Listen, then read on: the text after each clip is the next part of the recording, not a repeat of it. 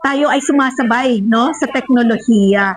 At ito naman ay isa sa mga adhikain ng ating Pangulo at ng administrasyon nito na bawat senior ay hindi mapag-iwanan. So by using this digitalized National Senior Citizens ID system, mapapakita natin na mas mapapadali ang buhay ng ating mga nakatatanda in accessing ang ating mga services at yung identifiers nila.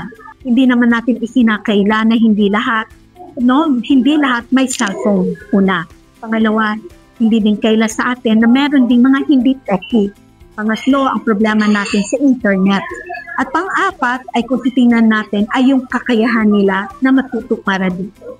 So yung mga challenges na yan sa tulong ng DICT, sa tulong ng mga private sectors kagaya ng SM, maybe Robinsons, at iba't ibang mga academic institutions, baka tayo ay matulungan upang yan ay maparating natin sa bawat isang senior. And media, of course, kasi magko-conduct tayo ng training, advocacies para dito upang mapalawig natin na mas marami pang nakakaalam at ito ay magawa natin.